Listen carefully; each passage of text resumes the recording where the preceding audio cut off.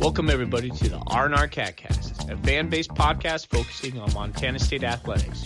We're two dudes named Ryan from the state of Washington talking about our dear Montana State. We hope you enjoy.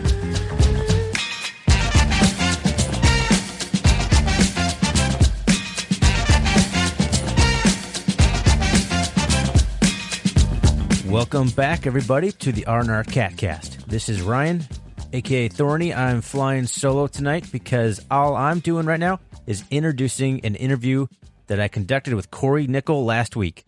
I had a chance to sit down with Cory Nicol, who was a defensive back for the Bobcats from 2008 to 2009, a transfer from the University of Washington. It was a lot of fun sitting down with Cory, just talking about some of his stories from MSU, how he got to MSU, and some fun stuff about just kind of what he thinks about the Cat-Griz rivalry as an out-of-stater and what it meant to him. So without wasting any more time here, let's get into the interview.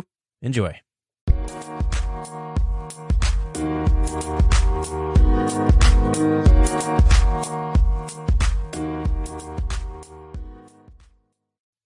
All right, well, let's welcome to the Catcast Cory Nicol. Cory played defensive back for the Bobcats from 2008 to 2009 under Rob Ash, secondary coach Noah Joseph, and defensive coordinator Jamie Marshall. He had a standout first year with the program in 2008, notching 48 tackles, 6th on the team, and a team-high 4 interceptions. His 2009 season would ultimately be cut short by injuries in an overtime win against South Dakota. Cory, on that semi-depressing note, welcome to the show. Thanks, man. I appreciate it. Well, so first, I have a question. You didn't start playing football until about 8th grade. Is that correct? Yeah, that's correct. I picked up football in 8th grade. First sports I played basketball since I was about 2nd grade. Soccer, played baseball, but football, I didn't really hop into that until about 8th grade. What kind of made you get into it? It was something that I was always interested in. And to be honest with you, I just really wasn't subjected to it when I was young. My dad was a basketball coach, so he was big into that. As I started getting into that age, that junior high age, started paying a little bit more attention. I started watching some football on TV, started watching Michael Vick run around at Virginia Tech wearing number 7. So decided I wanted to be like him. So came out for the football team and had to have number 7 and played quarterback. I think I took one snap, and I saw the pass rush coming at me, and then I just took off running. So the very next practice, they just moved me to running back, said, hey, here, just carry the ball. Short-lived at quarterback. That was great, Cory, but let's never do that again. Right. So, you played defensive back, running back at Woodinville, which is kind of a suburb of Seattle. Is that kind of how you would describe it? Yeah, Woodinville is a suburb of Seattle, just a little bit northeast of Seattle. Yeah, played there, graduated 2005. Great program, great people. In the past 20 years in the state of Washington in big school football, Woodinville's probably the most winning program. Can't get over the hump, but they've lost in the state championship 3 times. But great program, great people. So Woodinville was a good place to be. What was your recruiting process coming out of high school? So coming out of high school, the best year, I should say, the most healthy year I had in high school was my sophomore year.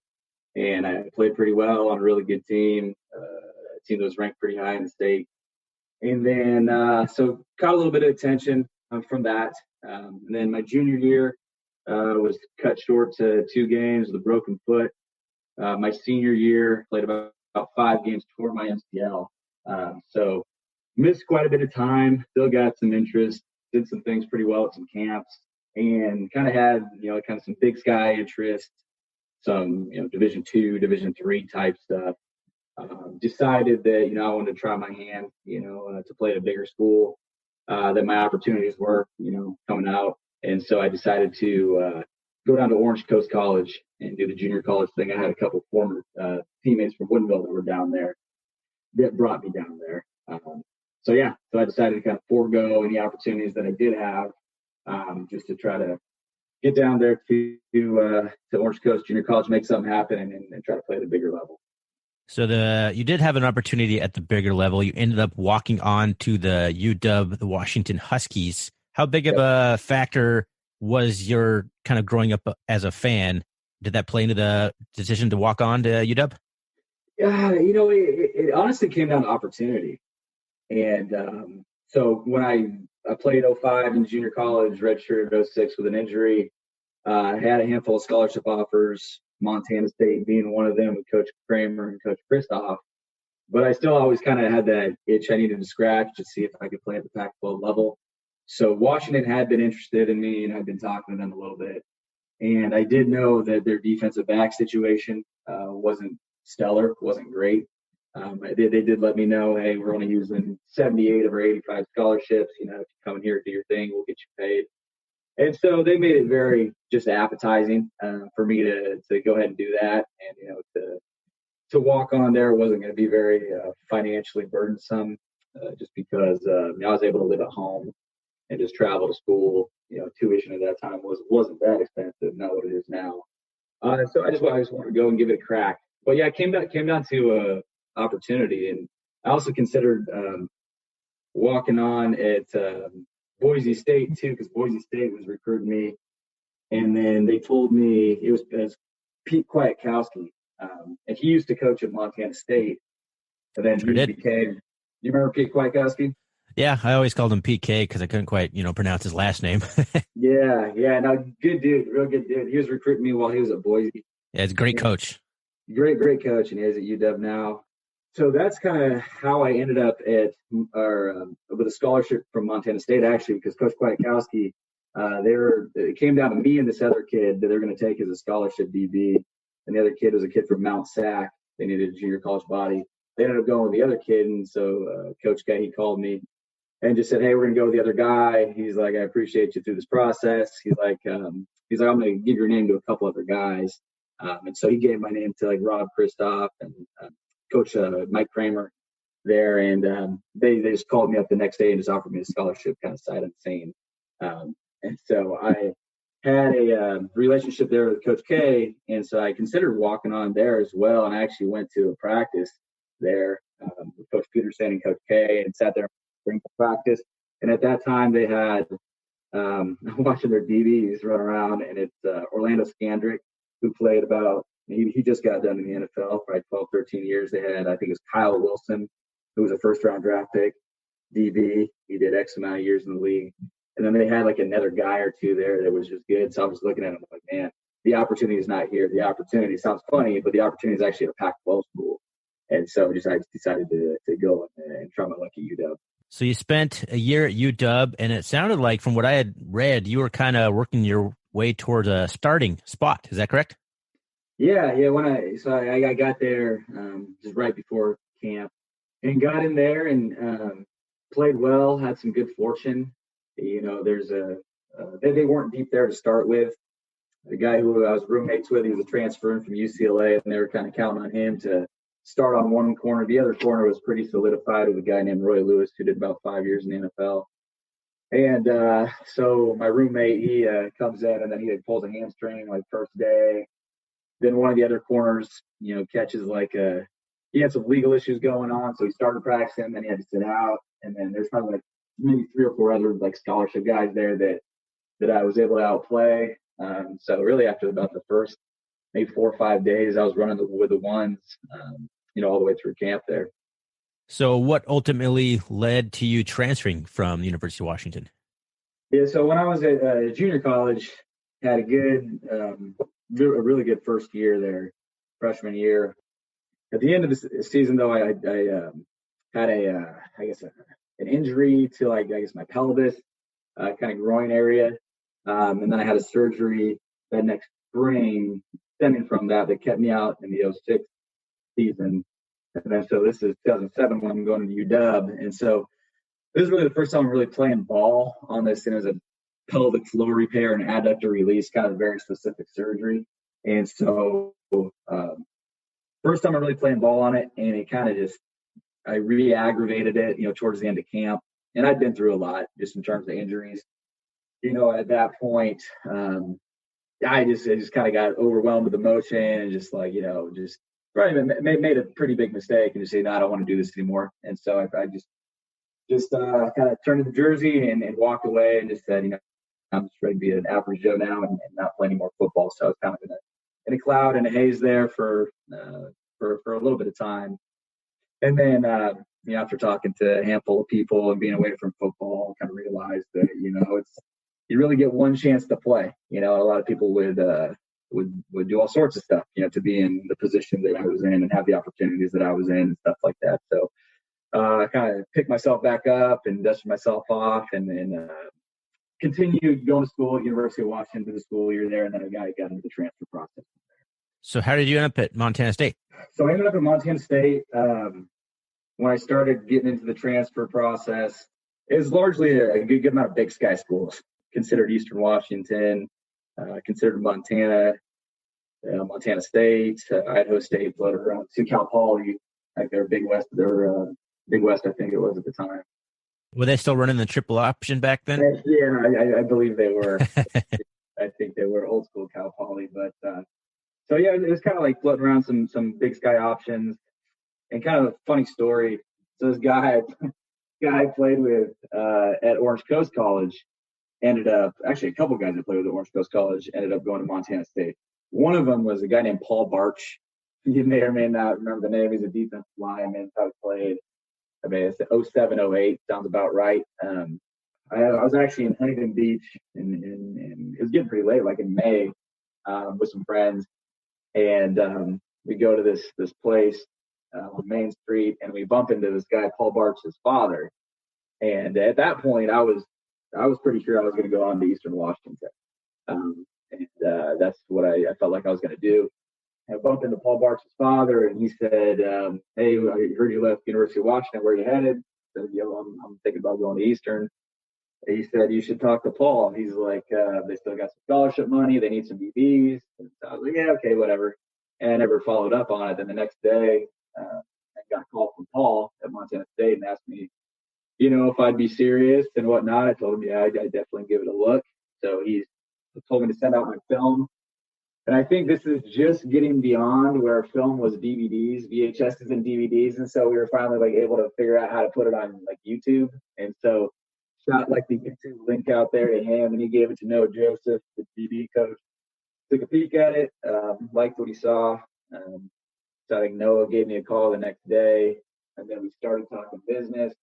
And I didn't even take a trip out there because I actually took an official visit out there in 2006 or 2007. Yeah, maybe January of 2007. And so I was familiar enough with it. So I kind of liked what Noah had to say. Kind of started vibing with Noah a little bit. Yeah, it's a fact. I ended up heading over to one thing led to another, headed up to Montana State. So you came out for an official visit in January, middle of the winter, and you still came back. Nice. I did, yeah. It's funny. I came out, and actually Paul Barch, he hosted me, just because I was familiar with him. And then on that official visit, it was funny because I decided to go to Washington after that. I didn't go to UW. I'm sorry, I didn't go to Montana State. I went to UW. But on that official visit, it was funny. It's like guys who became good friends of me. It was like Clay Bignell. I think it was Shane Robinson. It was Casey Dennehy, and just a few more guys. It was funny, kind of just bumped into those guys, and then didn't run back into them until a few years later. But yeah, it was snowy, it was icy, and it was all of the above. But still, I liked what I saw. I liked it out there. Well, we're certainly glad you made that decision. What was it like transitioning from a big time college program like University of Washington to an FCS program like Montana State? It's different. It was just a different level of football, obviously. But the funny thing is, unless you're a dude, at the Pac-12 level, a lot of people think when you drop down to the FCS level, okay, you're just going to be the guy. That's not the case. There's a lot of guys who are really good players, at the FCS level. You'll see all sorts of drop downs. You drop down and they don't dominate the way they think they're going to dominate or anything like that. So transitioning, it was the athletes are lesser, obviously, a little bit lesser. It's not terribly far off, but there's some good ball players. I mean, guys are there for a reason, and they're on scholarship for a reason, and there were some good ball players. So transition from Washington, Washington obviously big school, big stadium, all that stuff. The media coverage is a little bit greater, and you just have more support, more resources, and all that stuff. And so, I mean, yeah, you see that. You go get out to Bozeman, And it's a first class FCS program. Shooting, and Montana State probably run better and has more support than some FBS programs, and there's no doubt about that. So it was just a little bit different. Just transitioning to a new state, just knew everything all right away. But I would say all in all, it went pretty darn smooth. Great dudes on the team. Got to be really good friends with them really quickly, and so that really helped. I've always kind of wondered, is the conditioning workout regimen like harder at like a school like UW, or is it pretty rigorous even still here at like Montana State? It's there's no difference. It kind of just depends on where you're at. I could see a Division III school having a more rigorous training program than an FBS school. Like it just kind of just depends on who your strength coach is, and just depends on where you're at. So I wouldn't say there was any difference there. Well, you certainly made a splash your first year. You were pretty much healthy all year. Is that correct? Yeah, that was a welcome thing for me. Yeah, healthy pretty much all year. I had a couple flare-ups here and there. The first game I separated my shoulder, and so that held me out for like the next. No, I shouldn't say held me out. I played maybe 15 snaps. I think the next game was Kansas State. Then maybe like 25 snaps. The next game at Minnesota, and so that kind of held me out a little bit. But other than that, just besides some nicks and bruises, yeah, it was pretty healthy, and then played in all 12. Quick sidebar: I actually took a train from Havre all the way to Minnesota to watch that game. I was there. That's funny. Yeah, that was the old Metrodome. I think that's what you call it. Yeah. Yep. They've just blown it up, and they got a beautiful new stadium. But that was an interesting game. Kept it close. There's some guy named Eric Decker. They were trying to chase around all game. He ended up being all right, making a lot of money. But I think it ended up being like a one-score game. Ended up being a pretty close game there. Well, I know my guy Demetrius Crawford had a big, huge kickoff touchdown in that game, I believe. Yeah, you're right. Yeah, he did. He had a kick return for a touchdown, and I can't recall how else we scored, but yeah, it was a good competitive game there. In 2008, your first year on the squad, you led the team in interceptions, 4 interceptions. I have to give you a little bit of crap here. Your buddy Kevin Ritoriano had 3 interceptions. He returned 2 of those for a touchdown. Yeah, man, Kev. So Kev was like, to be honest with you, and I've seen some good football players, play some good football players. Man, Kev was good. Kevin was really, really good. He's probably the best football player that I've played with. But Kevin, yeah, he had really good hands, man. He had good hands. When he got the ball in his hand, he would score. He's just that kind of guy. He did drop an interception or 2. I know he'd love to have those back. But no, Kevin, he was a ball player, man. I always really admired him. I think he was a pretty prolific running back in high school, if I remember. You're right. Yeah, he's from San Diego, Claremont High School, the Chieftains, and I think he ran for a gazillion yards, and then he got up to Montana State and transitioned over to DB. And shoot, I mean, his junior and senior year was my junior and senior year. In his last couple of years, man, he was a good player, and he played his junior year at safety, and then went on to play senior year at corner, just based on need, just because of need, and he picked up corner really well too. If I remember correctly, yeah, we had some injuries. He had to play cornerback, and didn't he have like a club on his hand, like one of those big clubs? Yeah, so he his senior year, getting all right. His first team all conference as a junior, coming off a really big year, getting ready to have a big senior year. So I missed the first couple games of my senior year because I had broke my shoulder, believe it or not, in spring ball. And so I was out, and then I think it was Arnold and Briggs. Briggs may have been out as well, too, or something. And so we just had a big need at corner, and then we could play Mike Ryder and Jordan Craney. Ended up being good at safety. And so Kevin, he's playing corner. And then we were it was during fall camp, and we were doing it's probably a bad idea in hindsight, but like full contact 7-on-7. And so that's just kind of like open field collisions. It's not a good idea. But anyway, so Kevin goes, and there's some route combination. Kevin comes up to, if the ball's out, the receiver catches the ball. Kevin goes, tackles the ball carrier, and he's got him wrapped up.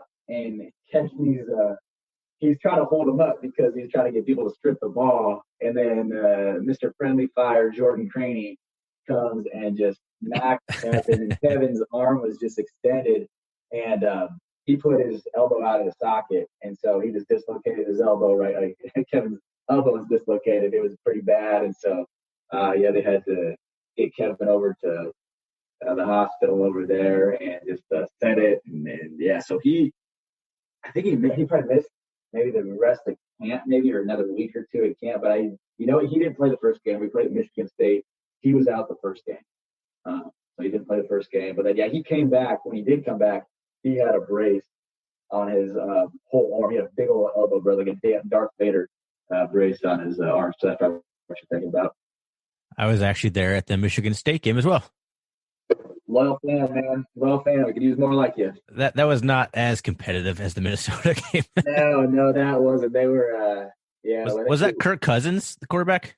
Yeah, I believe it was Kirk Cousins, and I can't remember if it was Le'Veon Bell. They had some guys. Just put it that way. Like they were pretty damn good. Like we were kind of just overmatched in that one. So I have to ask you, who was the toughest guy you defended at Montana State? Your toughest opponent to defend? There's some good ones. Playing against Eric Decker. He was obviously, he made a lot of money in the NFL and was very good. Who else was good? Like Mark Mariani over at Montana was pretty good. There's one guy that I always throw out there that everybody kind of looks at me sideways for, but there's this guy from Northern Arizona named Ed Berry, I think it was, and he was probably like 5'7" or 5'8", and just like a shorter guy, but like he's probably like closer to like 200 pounds. Just built really well and just really explosive, just really good short area quickness. I always had a lot of trouble with him, man. Just for whatever reason, just the type of receiver that he was, I had some trouble with him. But yeah, I always pick him out as the one that was like, I had a little bit of trouble with that guy. Who talked the most smack on the Bobcat defense? Oh man, let's see. So who's talking smack? Let's see. Was it you? No, it wasn't me, man. I wasn't a big talker. Let's see. Kevin would talk here and there when he needed to. Let's see. Gazero, I think, would talk here and there. Jeff Price would talk here and there. Fletch could probably, Dan Fletcher could probably talk it a little bit. Danny, actually, you know what? It's Danny Ogden. It was Danny O. He was, very good player, very funny guy, but yeah, he could talk some trash. He would talk out there. The big choo-choo train thing. I forget what was that called. There was a name for the little celebration he had. I don't know, man. That was him and Bo Beck and all the D linemen. They kind of did their own thing. What was your favorite memory of your playing time in MSU? Oh man, there's a lot of good memories there. We had some big wins. Weber State, like my senior year, they were ranked highly. They were probably a top 10 team, and we went down to Weber State and knocked them off. That was a really good win for us. Although we didn't win the game, Cat Griz, was always a lot of fun. You never, realize the energy and the emotion that's in that game until you play in the game, especially for, all of us that were not from the state of Montana.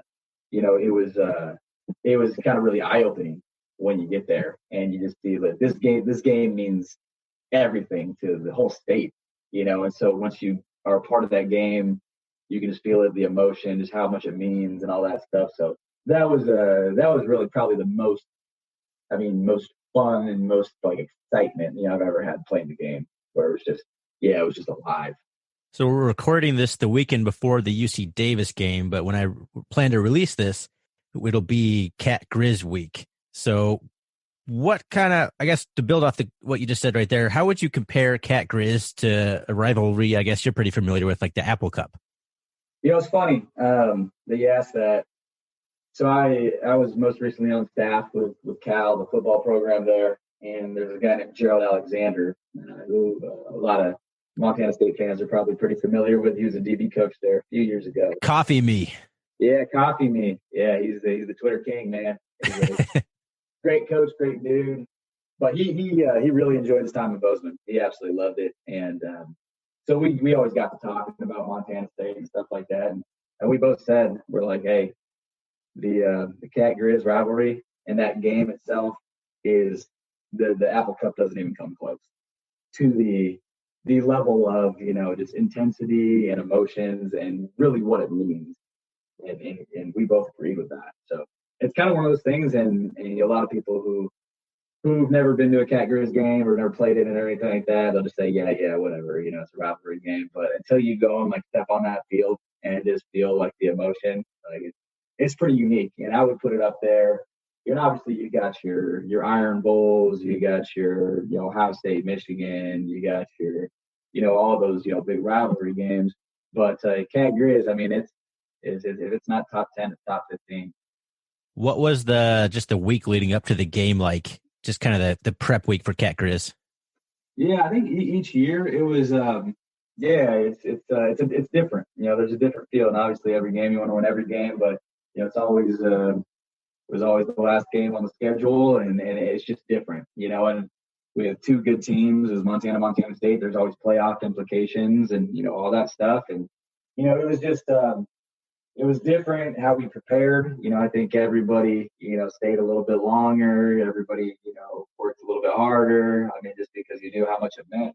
And then we would have, like a speaker. I remember speakers would come in. It was like Sonny Holland would come in and speak, or some other guys who were kind of, could speak a lot to that rivalry and what it meant to the state of Montana, what it meant to Bozeman, what it meant to Missoula, and all that stuff. So, yeah, just kind of teaching you the history, of the rivalry and stuff like that.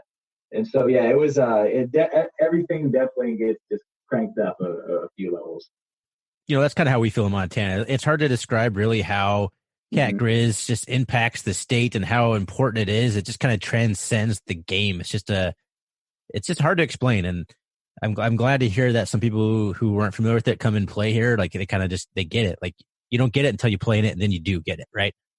Yeah, that's exactly right. Yeah, going into it my first year, I was like, yeah, okay, whatever. Yeah, Cat Griz, okay, this just it's another game. I mean, I get it's a rivalry game and all that stuff. And then I remember, so we're in Missoula in 2008, and so we're warming up and all that stuff, and the stadium's already buzzing, during warm-ups.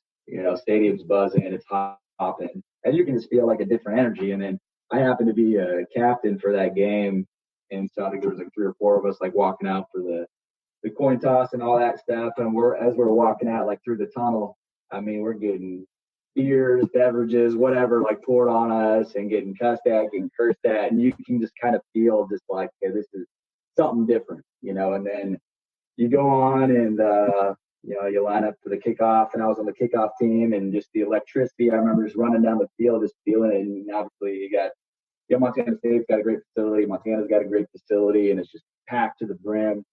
And I've been running down on kickoff, and I actually ran down and made the opening tackle on that kickoff, and it was just yeah, this is you could tell it was just something different, And at the end of every single play, guys are pushing, going through the whistle a little bit longer, pushing a little harder, a little bit more hand fighting and all that stuff. And that goes on all game. And it's just something serious, and it's really fun to be a part of. You mentioned the facility at Montana State. Have you been back since we've expanded the stadium? Yeah. So it looks great. I went to so after I had graduated in 2010, went back for a game maybe the next year, maybe 2011, and then actually I had a friend who got married in Holland Lake, Montana this summer, and so me and my wife we flew into Bozeman, spent a couple days there in Bozeman, cruised by the facility. And actually, one of my very good friends who was on staff with me at Cal last year, his name's Hayden Shue. He's the new special teams guy, and he's a special teams guy and recruiting guy over there now. And so we met up with him, and I went and watched practice one of the days. Said hello to Kane. I said hello to Denarius, Bobby Daly, all those guys I played with, stuff like that. But facility looks great. It really does. I like how they bolted in. It looks really complete. I've heard about their plans to go ahead and and knock down those game day locker rooms, the block houses, and kind of put a football operations building there. And if they do that, they're going to have a nicer facility than really a handful of FC or FBS teams. They announced the completion of the fundraising for that specific event, I believe, on homecoming this year or so. That's outstanding. Yeah, that's good to hear. It does feel I really like what Coach Choate's doing. Just being in town, spent a couple of days there, you could feel the buzz. There's a good buzz about the team. It was it was a good feeling. It felt like the program was really trending in the right direction. So that's good to hear that they got all that funding. So, quick transition here. What do you think of the 2019 Bobcats? Yeah, I like them. I've worked in football, for quite a long time. Just got out this past year, and so I would always, I wasn't able to watch a ton of their games or follow it, but every time when we're flying home from a game or after a game, I'm always hopping on my phone and looking what the Montana State score was. And so, I've been, just involved in terms of just trying to, keep up and know what's going on. I was able to watch them practice there in August. Yeah, they got some good players. They do. I think they're recruiting right now at a very high level, and maybe a higher level, than they've ever recruited at. I think they're getting a lot of the right kind of kids. They're also doing a great job with hitting those transfers. I think they've hit a few kids from University of Washington. That's probably for the Coach Choate connection and all that stuff. But I think they've got some impact kids that have been transfers. But they're a good team. They're well coached. Kane's a great coach. Bobby is a great coach. Nick Daenerys is a winner. So I know a good amount of those guys. So they've been fun to watch. I know they came out hot, and they were ranked top 10 there for a while. Dropped a couple there in the middle of the season. Won the last couple, and then the next two ones are obviously big. I think they got Davis here this weekend, and then they got Cat Griz after that. So a lot still on the table for them. So they've been a fun team to follow. Well, you mentioned some of those coaches. It's fun as a fan for sure, having just some of the Bobcat legends come back and be part of the coaching staff. I just think it's important for a program to kind of have those kind of legacy guys on the roster, or not the roster, the coaching staff. Yeah, I agree. That's great. It's good for everybody. And Montana State, it really is a great place to coach. And I think it says a lot about the program that all those guys are going to want to come back to Bozeman and coach. So it's great to see Bobby make his way home, Daenerys make his way home, Kane make his way home, and then whoever else is out there. You got Clay Bignell. Clay Bignell's out there at Notre Dame. Who knows? Maybe someday he'll make his way home. But now it's a great place, and I love it. Yeah, I love when guys who have played come back and coach their alma mater. It's good for everybody. You also mentioned something about the good recruiting the Cats are. What are you up to? You were involved in recruiting, right? Yeah. So I've been working in college football personnel, scouting, recruiting for about the last 7-8 years, and then I just hopped off for a pretty unique opportunity. I took a job with a company called Z-Recruit. It's a recruiting service. It's just a bunch of tools for efficiency. So I do a lot of their coach relations and things like that, and work on the product side. So it's been a lot of fun. It's been different, being off the team side. But I've really enjoyed it. It's been nice to have Saturdays off, nights off, weekends off, and all that stuff. So it's been a nice change of pace. Did I see that the Bobcats are a client of yours? The Bobcats are a client. Yep, absolutely. My guy Hayden Shue. Yeah, he brought that one home. All right, Cory. Well, thanks for coming on, man. I appreciate you being a good sport. Just appreciate having any former players come on. It's always fun. I'm sure our listeners will enjoy the stories you told. A lot of people remember exactly all the names you mentioned. It's fun having guys back on, and I appreciate you coming on. Awesome. Yeah, I really appreciate you having me. Really, and all of us probably really appreciate what you're doing for the program. It's great to get the program out there and all that stuff. So, anytime. And go Cats. Go Cats.